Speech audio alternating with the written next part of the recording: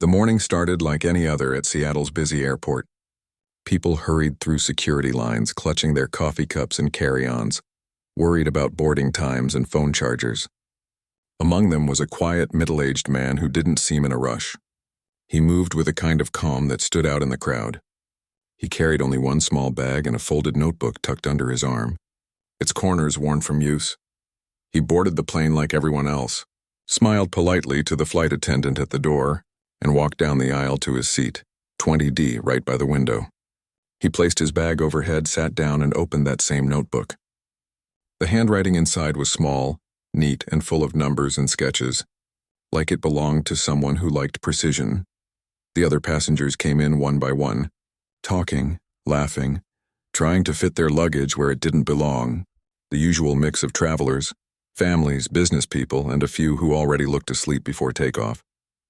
The air was filled with the hum of conversation and the faint smell of airplane coffee that had been brewed too early.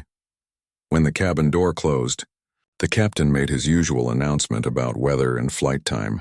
The engines began their deep rumble and the plane slowly moved toward the runway. Most passengers didn't notice the man in 20D glance once out the window before they took off.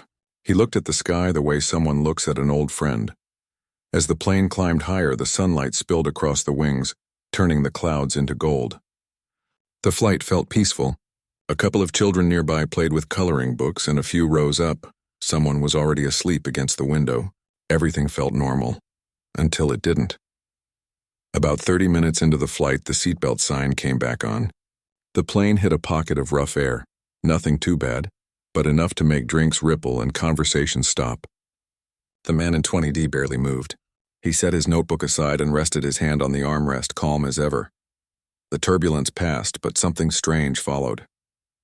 The captain's voice came through the speakers again, just a little tighter than before.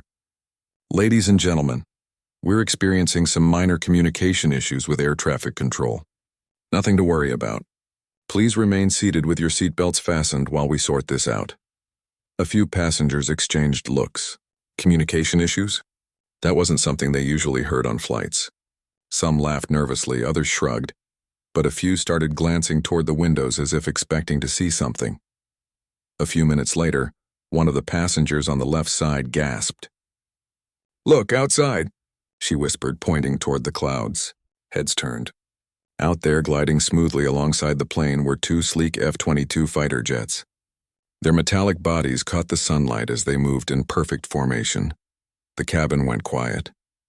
The hum of voices disappeared, replaced by the low roar of engines outside. Some passengers raised their phones to take pictures. Others stared in disbelief. The presence of military jets meant something serious, or at least that's what everyone thought. The man in 20D didn't take out his phone. He just watched them carefully, his eyes focused, following every small movement of the F-22s. He recognized the pattern, the signals, the discipline in how they flew. His face showed no fear, only quiet respect. One of the flight attendants walked down the aisle. Her smile was polite but strained. You could tell she was trying to stay calm for everyone else's sake. She checked seatbelts and offered nervous reassurances. "Everything's fine, just a small technical issue." But her eyes said she wasn't so sure. When she reached row 20, she noticed the man's calm expression. While everyone else whispered, he was sitting perfectly still, his hands folded over that little notebook. She hesitated, then leaned closer and asked softly, "Sir, do you know what's going on?" He turned his head toward her and gave a small, reassuring smile. "They're just keeping an eye on us," he said in a quiet voice. "If the plane loses contact, they have to make sure we're safe. Those pilots out there, they're not here to scare anyone. They're here to help." Something in his tone made her believe him. It wasn't just what he said, it was how he said it. Calm, certain, like he understood the sky in a way most people never could.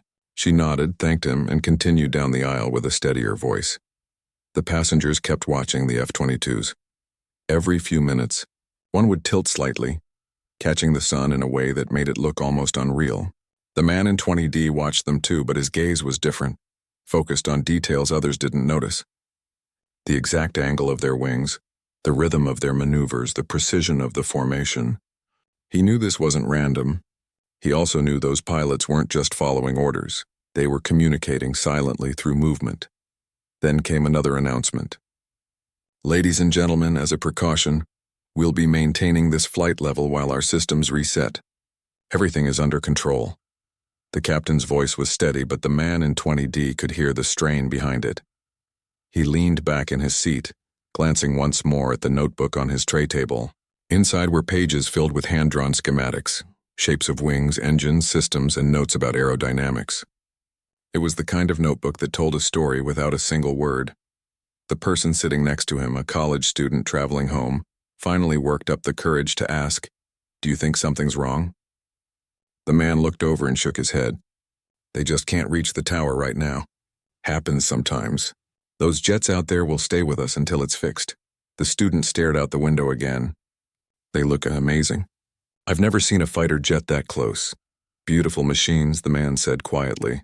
"They move like they're part of the air itself." As time passed, the tension in the cabin began to ease. The passengers slowly relaxed, reassured by the steady flight and the quiet professionalism of the crew. The F-22s kept their watchful position, steady as shadows against the clouds, but the man in 20D kept observing. He noticed the F-22 on the right slightly adjust its position, a subtle signal. He couldn't help but smile faintly. He had seen that same move once before many years ago, under very different circumstances. He remembered the sound of hangar doors opening before dawn, the echo of boots on concrete, the smell of jet fuel mixed with cold air. He remembered standing beside men and women who trusted machines like these with their lives. It felt like a lifetime ago, yet sitting there on that flight, it all came rushing back in silence. Outside, the jets shifted formation again, now flying a little higher. To the passengers, it looked like a beautiful dance in the sky. To the man in 20D, it was clear communication. He knew exactly what they were doing and why. The flight attendant passed again, this time stopping near him with a tray of water. "You're really not worried at all, are you?" she said with a small smile. He chuckled softly. "No reason to be. They've got everything under control. It's just part of the job for them." "You sound like you know," she said. He paused for a second. "I used to," he said simply, his eyes still on the window. The rest of the cabin began to settle into a strange calm. The passengers still whispered now and then, but the fear had faded. People trusted that things were being handled. Children went back to coloring. A few people even started to joke that they had the safest flight in the sky with 2 fighter jets watching over them. Through it all, the man in 20D stayed quiet, occasionally jotting a note or two in his notebook. The faint hum of the engines and the distant roar of the F-22s filled the air like a rhythm he'd known for years. Then, just before the captain made another announcement, one of the F-22s performed a short roll. A small, graceful movement that only lasted a second. Most passengers didn't understand it, but the man did. It was a signal, a reassurance from one professional to another. He exhaled slowly and whispered under his breath, "Still watching out for us, huh?" The man beside him glanced over, puzzled, but said nothing. The flight continued smoothly above the endless sea of clouds. When the captain's voice returned, it sounded lighter. "Ladies and gentlemen, good news. We've restored communication with air traffic control. Everything's working properly now. We'll continue to Dallas as planned. Thank you for your patience." The cabin filled with relieved applause. Some passengers cheered, some laughed nervously, and a few wiped away tears of relief. The F-22 stayed beside them for a few more minutes before slowly banking away, disappearing into the blue horizon as they left. The man in 20D followed them with his eyes until they were just distant glimmers. He smiled, the kind of smile that carried pride and memories all at once. The young attendant noticed and said softly, "They're gone now." He nodded. They were never far. She looked confused but didn't ask more. Something told her this quiet passenger understood more than he was willing to say. The rest of the flight went smoothly. People relaxed, laughter returned, and the fear from earlier became just another story to tell when they landed. But for the man in 20D, it was more than a story. It was a reminder, a quiet connection between past and present, between those who fly and those who make it possible. He closed his notebook, rested it on his lap, and looked out once more at the endless stretch of sky. The sunlight reflected off the wing, and for a moment, he thought he saw one last glint far off in the distance, like a silent nod from the F-22s, acknowledging him in return. He smiled again, leaned back, and closed his eyes. The engines hummed softly beneath him. steady and familiar as the plane carried. The cabin was calm again, but the air still carried a strange kind of stillness, like everyone was waiting for something else to happen. The F-22s were gone now, just tiny glimmers fading into the horizon, yet the passengers couldn't stop talking about them. Some laughed nervously, showing each other the photos they'd taken through the windows. Others were still whispering, trying to understand what exactly had just happened. The man in 20D sat quietly, watching the clouds slide past. He had put away his notebook and now held a paper cup of water between his hands, just staring at it, lost in thought. The young flight attendant from before stopped beside him. She gave him a small smile, one that seemed more genuine this time. "Everyone's still buzzing about those jets," she said softly. "You'd think we just watched a movie scene," he smiled back. "People don't usually see them up close. It's something you don't forget." "You really weren't scared?" she asked. "Not for a second," he replied. "If they're up there, it means someone's watching out for us." Her shoulders relaxed a little and she nodded. Then she leaned closer and said quietly, "You seem to know exactly what they were doing out there. I've been on flights where we had rough turbulence or bad weather, but I've never seen anyone that calm." He took a sip of his water before answering. "When you've been around airplanes long enough, you learn to read the sky," he said. "Everything up there has a rhythm.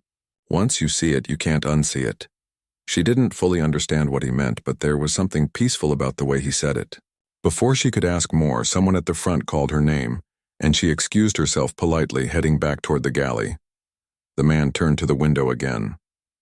The clouds below looked like an endless sea of white. Somewhere far ahead, the faint glow of the afternoon sun began to stretch across the horizon. He watched it, almost as if searching for something beyond the light. Around him, passengers had settled into their routines again.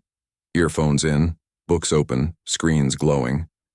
The nervous energy from before had slowly melted away, but now a different kind of curiosity lingered. A man across the aisle leaned over and said, "Hey, you seem to know a lot about planes. You think those jets were really there just because of a signal problem?" The man in 20D smiled politely. "That's usually how it starts," he said. "When communication breaks down, the Air Force steps in. It's standard procedure. They're not just there to look intimidating. They're there to make sure we're safe." The other passenger nodded, relieved by the answer, but still looked thoughtful. "Still, it's wild seeing them that close. You could almost read the numbers on the wings." "You could," the man said softly. "And those pilots could see every detail of this plane too." The rest of the conversation faded as the man leaned back, closing his eyes for a moment. He could still picture the F-22s in perfect formation beside the plane, their precision, their control, their quiet message. It had been years since he'd seen that kind of flying in person, but it felt as familiar as breathing. He thought back to the hangars, the long nights of testing, the constant hum of engines being tuned and retuned. He remembered standing beside pilots who trusted every wire, every bolt, every calculation. He remembered the weight of responsibility that came with building something that had to protect lives. A voice from the intercom broke through his thoughts. "Ladies and gentlemen, we'll be making a minor course adjustment. Everything is under control, and we'll update you soon." The captain's tone was calm, but the man in 20D recognized the coded rhythm of someone managing a situation carefully. It wasn't panic, it was protocol. The captain was keeping everyone at ease while handling something quietly behind the scenes. He looked out again. The clouds seemed thicker now, stretching far and wide, swallowing the view of the ground. The light dimmed a little as the plane entered a heavy patch of overcast sky. The passengers didn't notice at first, but the man could feel the subtle change in air pressure. He'd spent enough time around planes to sense even the smallest shift. A few seats away, a young mother tried to calm her child, who had started to cry. The man watched for a moment, then reached into his pocket and took out a small silver pin, a pair of wings, old but polished. He leaned slightly toward her and said with a gentle smile, "Here, maybe this will distract him. It's brought a few smiles before." She looked surprised, but she accepted it gratefully. The little boy stopped crying long enough to stare at the shiny pin in his hand. The mother mouthed a quiet "thank you." The man just nodded and leaned back again. He wasn't one for attention, and he didn't want her to ask where the pin came from. It was better this way. Minutes passed and the plane continued through the clouds. Then faintly through the window he saw it, a flicker of movement in the distance. He narrowed his eyes. Another F-22, But this time only one. The jet stayed farther away, almost hidden among the clouds, but the man knew what it meant. The Air Force hadn't completely cleared them yet. There was still something being monitored. He didn't say a word. No need to alarm anyone. But his focus sharpened again, the way it used to when he was on base analyzing test flights or reviewing emergency scenarios. His calmness wasn't forced. It came from years of knowing that panic never helped anyone. The flight attendant came by again, checking on everyone. When she reached his row, she lowered her voice. "The captain says everything's fine. We're just following procedure." He nodded. "That's good. You're doing fine too." She smiled shyly. "You're probably the calmest passenger I've ever met." "I've just seen enough to know that calm helps more than fear," he said. "When people see calm, they believe things will be okay." Her expression softened. "That's true," she whispered, then moved on to help another passenger. The man glanced toward the window again. The single F-22 remained at a distance, gliding like a silent guardian. He could almost feel the unspoken connection between them. Those pilots out there didn't know who was on this plane, not yet. But they were following the same discipline he once admired. He thought back to a time when he'd stood in a briefing room, watching a young pilot prepare for his first flight test. The pilot had been nervous, hands shaking slightly as he adjusted his helmet. The man had placed a reassuring hand on his shoulder and said, "The machine won't fail you if you trust it, and if it does, trust your training." The young pilot had smiled, taken a breath, and walked out toward the jet. That memory stayed with him all these years. As the plane continued to cruise, the passengers grew quiet again. The student beside him, the same one from earlier, pulled out his headphones. "Man, this day's been wild," he said.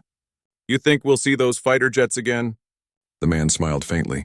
"Maybe. But if we don't, it just means they trust that we're safe now." The student nodded, satisfied with that answer. "You sound like you used to work with them or something." The man paused for a moment, then replied softly, "In a way, yes." The student waited for him to say more, but he didn't. Some stories didn't need to be told all at once. A little later, as the plane began its gentle descent toward smoother air, the captain came back on the speaker. "We'll be diverting temporarily to another route due to some air traffic in our original path. Nothing to worry about, just a precaution." To most passengers it sounded routine, but the man in 20D caught the quiet undertone in the captain's words again. This wasn't about air traffic. Something else had come up, and now the plane was adjusting course. He stayed calm, but his attention sharpened once more.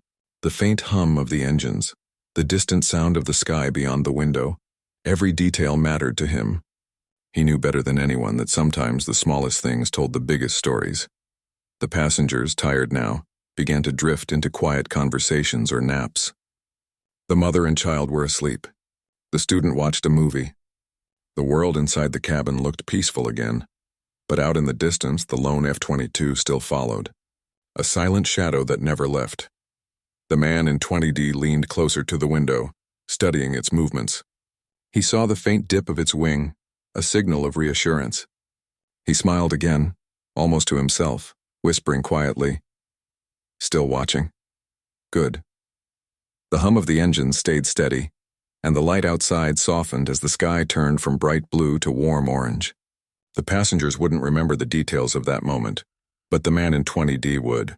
He knew something important was still unfolding, something no one else could yet see. He took out his notebook again, opened it to a blank page, and wrote just 3 words. "They never forget." Then he closed it, placed it carefully on the tray, and stared out the window again. The clouds glowed gold under the fading sun, and somewhere far ahead, the path to the next part of this story waited quietly, ready to reveal what came next. The cabin lights dimmed slightly as the sun began to sink below the horizon. The soft orange glow spilled through the windows, painting everyone's faces in warm light. People had started to relax again, believing the excitement was over. Laughter slowly returned, and the low murmur of conversation filled the cabin.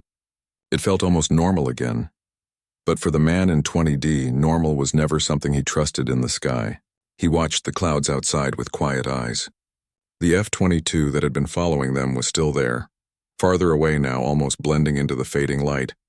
But he could still make out its shape.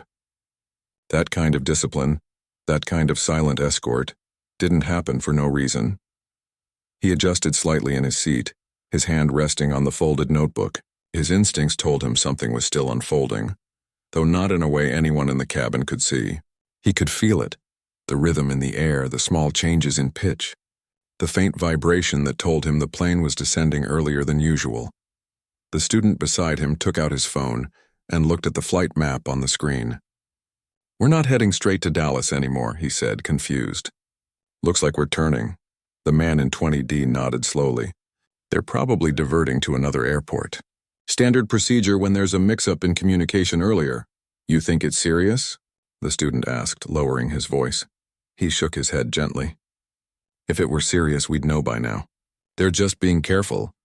He didn't mention that the plane's new course was taking them closer to a military base.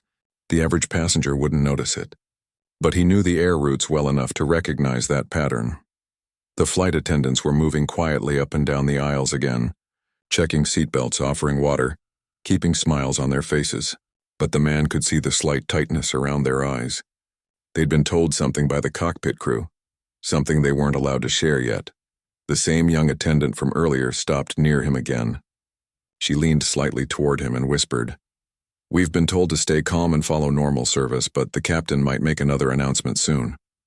He looked at her and nodded reassuringly. "You're doing great. Whatever happens, keep your tone steady.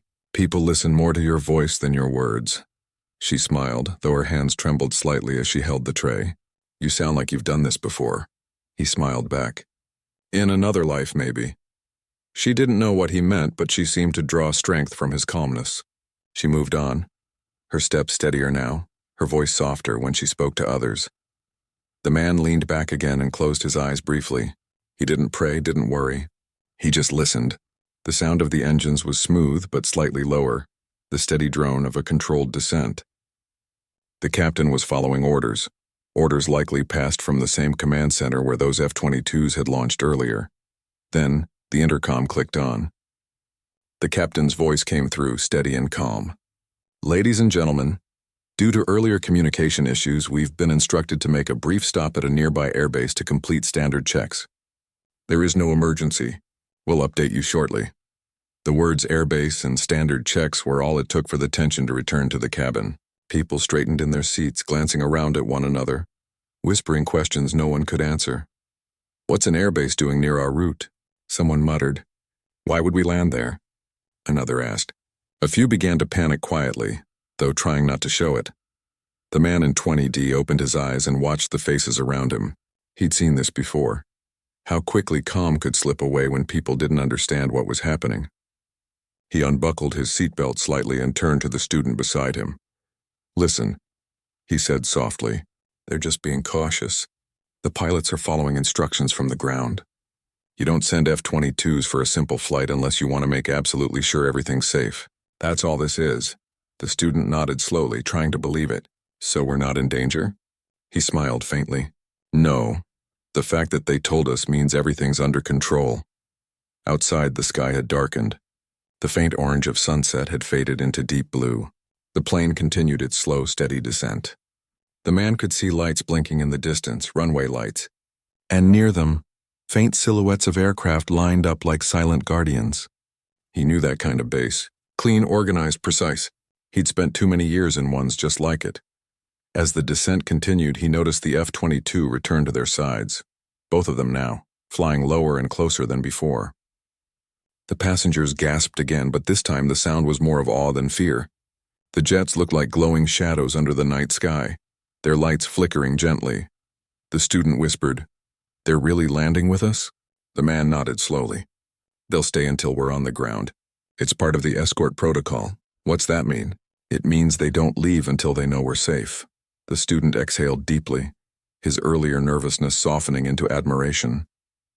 "That's actually kind of amazing." "It is," the man said quietly. "Every pilot up there trained years for moments like this." The plane dipped lower. The flight attendants moved quickly, checking seatbelts, securing carts, preparing for landing. The captain's voice returned, calm as ever. "Cabin crew, please prepare for arrival." The engines hummed louder as the aircraft aligned with the runway lights below.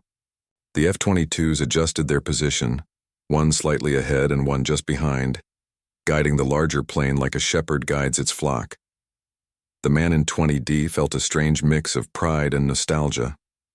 He had worked on systems that made such precision possible, systems designed to keep both pilots and passengers alive when things didn't go as planned. To see them in motion now, protecting hundreds of strangers, filled him with quiet satisfaction.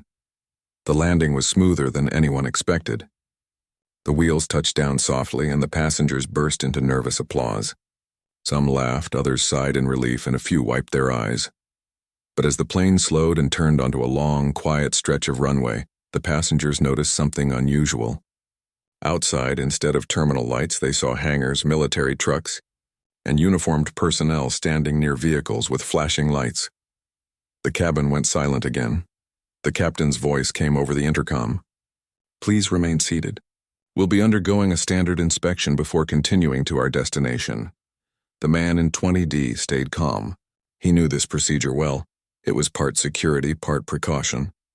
But what others didn't know was that when military protocol mixed with civilian flights, it meant something or someone was being checked carefully. As the plane came to a stop, several uniformed officers approached from outside. Their movements were quick but controlled, not aggressive, just efficient. The passengers watched through the windows, wide-eyed. Inside, one of the flight attendants whispered to the other, "Why would they send officers if it's just a communication issue?" The man in 20D heard her but said nothing. He knew the answer, or at least suspected it. When contact had been restored earlier, someone must have noticed his name on the manifest. That alone could explain everything that was happening now. He looked down at his hands folded neatly over the notebook. The pages inside carried diagrams, equations, and designs that had once changed how certain aircraft systems operated. Nothing classified now, but enough to make any airbase take notice if they realized who he was. The door finally opened. A few officers stepped in, their expressions neutral but professional. They spoke quietly with the captain, who nodded and gestured toward the cabin. The passengers tensed again. Then one of the officers walked down the aisle, checking IDs, thanking people for their patience. When he reached 20D, he stopped. His eyes flicked to the man's boarding pass, then to his face. Recognition flashed for a moment, subtle but unmistakable. The officer straightened slightly, his tone shifting. "Sir," he said quietly, almost respectfully, "we weren't aware you were on this flight." The man gave a small nod. "Didn't seem important to mention." The officer's expression softened, and he gave a slight, respectful smile. "The crew outside, they'd like to meet you, sir. They didn't realize until command confirmed your name." The man's eyes flickered toward the window, where one of the F-22 pilots was just stepping down from his jet, the pilot's helmet under his arm, head tilted upward as if scanning the sky he'd just guarded. "I think they already did," the man said quietly, with a small smile. The officer nodded. "They knew who you were after the manifest came through. Said it was an honor escorting one of the minds who made their job safer." The man didn't answer at first. He just stared out the window at the glowing tarmac, the parked jets, the silhouettes of people working in the fading light. Finally, he said softly, "It's the pilots who make it safe. The rest of us just give them tools." The officer gave a short nod, clearly moved, and said, "With respect, sir, not everyone builds tools that save lives." The man smiled faintly but didn't reply. The cabin began to stir again as the officers thanked everyone for their patience and prepared to let the passengers disembark. The tension faded slowly, replaced by a quiet sense of awe. As the man gathered his notebook and stood, the young flight attendant appeared beside him once more. "Is everything okay?" she asked. He gave her the same calm smile he had worn since takeoff. "Everything's just fine," he said. "They were just making sure an old engineer didn't get lost in the sky." The plane touched the ground with a firm but smooth landing, the tires humming against the runway before slowing to a steady roll. A wave of relief washed through the cabin. For a moment it felt like the passengers had all exhaled at once. People clapped softly, more out of tension than celebration. They didn't know exactly what had happened, but landing safely felt like a small miracle. The captain's calm voice came over the intercom, saying they had landed safely at a military airbase for routine checks. He thanked everyone for their patience and asked them to stay seated. His voice sounded steady, but there was something behind it, a quiet seriousness that told everyone this wasn't just a normal diversion. Outside the windows, The passengers could see a scene most people never witness. Several military vehicles were already approaching. A few figures in dark uniforms stood near the runway, watching closely as the commercial jet came to a complete stop. In the sky, the two F-22 Raptors made one final pass overhead, then peeled away gracefully, disappearing into the clouds. The sight drew a mix of admiration and curiosity from those who saw it. In seat 20D, the quiet man remained calm, watching everything with steady eyes. His demeanor hadn't changed since the first moment the jets appeared. The flight attendant who had spoken to him earlier noticed this and gave him a small, uncertain smile as she passed by, still checking on passengers. He nodded back gently, as if to say everything was fine. A few minutes later, the doors of the plane opened. The sharp scent of jet fuel mixed with the crisp air that rushed inside. Military personnel boarded in an orderly way. They weren't aggressive or loud, just precise and professional. Their expressions were calm but alert. They moved down the aisle, checking seat rows, speaking quietly with the flight attendants and scanning the cabin for anything unusual.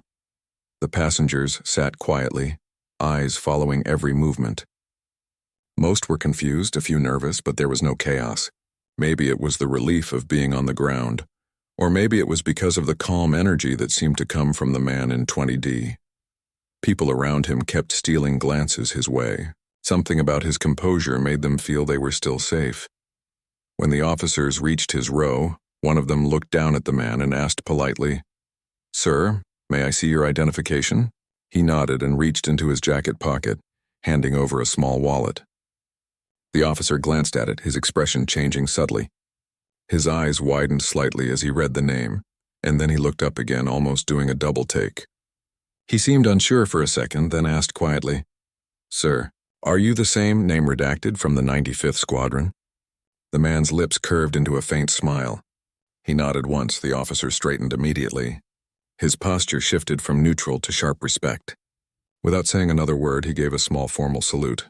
The passengers nearby looked puzzled, whispering softly, wondering what was going on. The officer handed back the ID with both hands, his tone now filled with quiet reverence. "It's an honor, sir," he said under his breath. The man simply nodded again. "Thank you, son."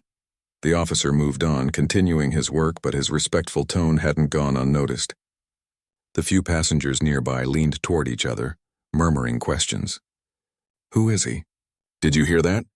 95th Squadron, what's that?" But the man in 20D didn't respond. He just looked out the window, his gaze following the empty space in the sky where the F-22s had vanished moments earlier. After a while, the captain stepped out of the cockpit. His face showed traces of fatigue and concern, but also relief. He exchanged a few words with the military officers near the galley, nodding at intervals. Then his eyes caught the man in 20D. Something in his expression softened. He approached slowly. "Sir," the captain said quietly, "I just wanted to thank you for keeping everyone calm. The crew told me you were a real help." The man shook his head slightly. "You and your team did everything right. I just sat here." The captain gave a small smile. "Still, I appreciate it. Not every day we get an escort like that. You seem to know what was happening." The man hesitated for a second before replying. "I've seen those jets before. Up close." The captain looked curious but didn't pry. There was a kind of quiet respect in the way he nodded, as if he sensed that the man wasn't someone to question too much. He offered a handshake, which the man accepted firmly. "Thank you, sir," the captain said. "It's been an unusual day." "That it has," the man replied with a calm voice. Just then, a young pilot entered the cabin. He was still in flight gear, helmet under his arm, his face partly flushed from flying. Everyone turned to look at him. His presence drew silence, not fear, but awe. He walked down the aisle with a sense of purpose, his eyes scanning the rows until they landed on seat 20D. The passengers around shifted in their seats, watching as the pilot stopped and extended his hand. His tone was full of respect. "Sir," he said, "it's an honor to meet you. We recognized your name when command informed us who was on board." For a moment, the cabin was so quiet that even the hum of the engines seemed distant. The passengers stared, realizing that this quiet man wasn't just a random traveler. The man in 20D stood up slowly. His movements were deliberate, calm, but there was emotion in his eyes, a mix of pride and humility. He shook the young pilot's hand firmly. "You boys did fine work up there," he said softly. Kept everyone safe. The pilot smiled, still holding the handshake. It's because of people like you that we can do what we do. The systems you worked on, they've saved lives, sir. The man's eyes softened even more. He didn't say much, but those words seemed to carry weight. Glad to hear it, he said. That's all that ever mattered. When the pilot turned to leave, a few passengers started clapping. It wasn't loud or forced, and it was natural, sincere. The sound spread through the cabin, gentle but powerful. It wasn't just for the landing or the safe flight anymore. It was for the man in 20D, even if most of them didn't fully understand why. He sat down again quietly, his gaze distant but peaceful. Outside, the ground crew moved the stairs away and the passengers began disembarking row by row. The man waited until nearly everyone had left before he stood up. The young flight attendant who had spoken to him earlier was waiting near the exit, still visibly curious but now also respectful. She smiled shyly and said, "Sir, can I ask, were you really involved with the Air Force?" He smiled faintly, his voice gentle. "A long time ago. These days I just travel like everyone else." She nodded, though she clearly wanted to know more. "Well, thank you for being so calm through all this. It helped us a lot." He paused before replying. "You all did great. You stayed strong when people needed you to. That's not easy." Her smile grew a little brighter at that. "I'll remember that," she said softly. He picked up his small bag, thanked her once more, and walked down the narrow steps onto the tarmac. The wind carried a faint hum from the nearby hangars. The sun had started to dip behind the horizon, painting the sky in orange and gold. He took a slow breath, letting it out with quiet contentment. A few officers stood nearby, waiting to guide passengers toward buses that would take them to the terminal. One of them gave the man in 20D a respectful nod. "Sir, if you don't mind, the base commander asked if you'd stop by briefly. He'd like to say hello." The man hesitated, then nodded once. "Of course." As he walked toward a small building at the edge of the runway, a few military personnel standing nearby turned their heads. Some of them seemed to recognize him too. Their faces carried that same look, part curiosity, part admiration. He didn't seek attention, but it found him anyway. Inside, the base commander greeted him warmly, shaking his hand with both of his. "Sir, it's a privilege to meet you in person," he said sincerely. "The F-22 team spoke very highly of you." The man smiled politely. "I didn't do much today. Your pilots handled everything perfectly." The commander chuckled softly. "You've done plenty in your lifetime, sir. The systems you helped design are still saving lives. That's not something we forget." The man looked modestly uncomfortable but touched by the words. "I was just part of a team," he said quietly. "We all wanted the same thing, to bring our people home safe." The commander nodded in full agreement. "And you did, sir." Over and over again. They spoke for a few minutes more, the conversation simple but heartfelt. When it was over, the man thanked him, declined an offer for an escort, and made his way toward the bus waiting to take passengers back to the city. As he climbed aboard, a few of the other passengers spotted him and greeted him with warm smiles. They didn't know his full story, but they knew enough. That he had been part of something important, something that earned even fighter pilots respect. He nodded back, quietly grateful for their kindness. When the bus began to move, he looked out the window. In the distance, the F-22 sat gleaming in the fading light, their silhouettes proud and strong. He gave a small nod, almost like a silent salute, then looked away with a calm expression. It had been a long day, one filled with tension, memories, and unexpected respect. But as the bus rolled off the base and the lights of the airfield faded behind him, the man in 20D felt something simple and powerful. Peace.